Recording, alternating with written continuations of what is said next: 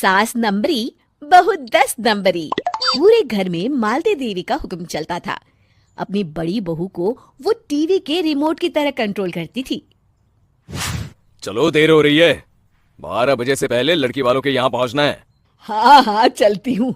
मैं तो भगवान से बस ये दुआ कर रही हूँ कि जिस तरह मेरी बड़ी बहू मेरी मुट्ठी में है, उसी तरह मेरी छोटी बहू भी मेरे इशारे पे नाचे। अरे भगवान, भला इस घर में किसकी हिम्मत है जो तुम्हारे खिलाफ जाने की हिमाकत करे। इस तरह मालती देवी अपने छोटे बेटे की भी शादी कर देती हैं। मालती की छोटी बहू फैशन डिजाइनर का कोर्स करके आई थी। उसका सपना था कि शादी के बाद वो अपना खुद का बुटीक खोले।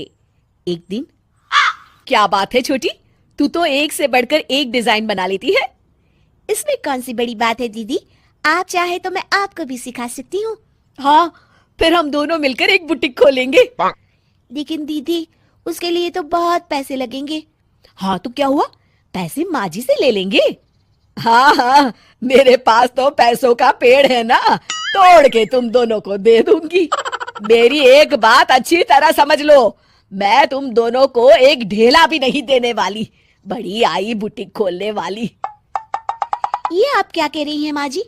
आप हमारी मदद नहीं करेंगी तो कौन करेगा? अरे अगर बुटीक खोलने का इतना ही शौक है तो अपने माँ बाप से पैसे क्यों नहीं मांग लेती? मेरे पैसों पर क्यों आंख गड़ाए बैठी हो तुम दोनों? इस तरह अपने इरादे स्पष्ट करके मालती देवी वहां से चली जाती है। अरे ये क्या दीदी, माँ जी तो साफ मुकर गई। अब हम क्या करेंगे? तू चिंता मत कर, बुटीक तो खुल के ही रहेगा। कहते हैं कि घी जब सीधी उंगली से नहीं निकलता तो उसे उंगली टेढ़ी करके निकालना चाहिए। माँ जी अपने आप को समझती क्या है? पूरी सोसाइटी जानती है कि माँ जी ने अपनी सास को घर से निकालकर उनकी दौलत पर कब्जा कर लिया है। हाँ दीदी, अब तो जैसे को तैसा करना पड़ेगा। फिर दोनों बहुएं मिलकर एक साजिश रचती हैं। एक दिन, अरे नालायक, जरा ठीक तरह से पैर दबा, बिल्कुल मजा नहीं आ रहा। खाने पीने में तो कोई कसर नहीं छोड़ती। तभी वहां बड़ी बहू हाथ में एक फॉर्म लेकर आती है। माँ जी, आपके लिए एक खुशखबरी है। सरकार सभी बुजुर्गों को हर महीने 10,000 रुपये पेंशन देने वाली है। अरे ये क्या कह रही है तू? क्या सच में मुझे हर महीने घर बैठे 10,000 रुपये मिलेंगे? हाँ माँ जी, दीदी सच कह रही है। कल टीवी न्यूज में इस बारे में बता रहे थे।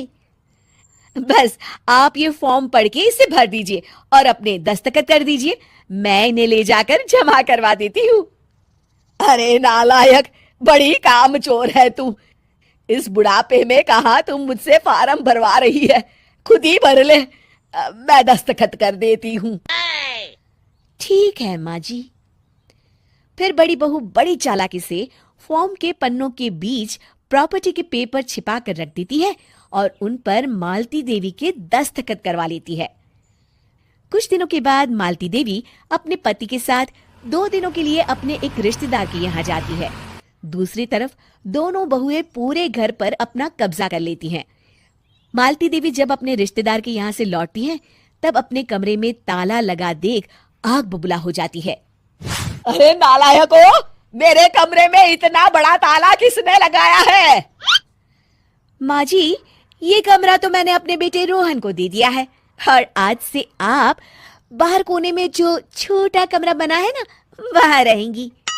अच्छा, मैं उस सड़ेले कमरे में रहूंगी है? तेरी ये कहने की हिम्मत भी कैसे हुई? और मेरी इजाजत के बिना मेरा कमरा देने वाली तू होती कौन है? लगता है तू भूल गई, इस घर की मालकिन मैं हूँ। तभी वहां छोटी बहू आती है। अरे माँ जी, आप इस घर की मालकिन नहीं है। अब इस घर की नई मालकिन हम दोनों बहुएं हैं। ये देखिए, इन प्रॉपर्टी के पेपर पर आप ही के दस्तखत है। अरे भाग्यवान, ये तुमने क्या कर दिया? दस्तखत करने से पहले एक बार ठीक से पढ़ तो लेती। अरे लेकिन मेरी बहुएं मेरे साथ ऐसा कैसे कर सकती है? अरे तो इसमें कौन सी अचरज की बात है? तुमने भी तो अपनी सास को घर से बाहर निकाल दिया था। टूटा फूटा ही सही, शुक्र करो कि इन दोनों ने कम से कम हमें रहने के लिए कमरा तो दिया। तुमने तो अपनी सास को वो भी नहीं दिया था। आज समझ में आया, जैसी करनी वैसी भरनी। चलो अपना सामान उठाओ और चलते हैं।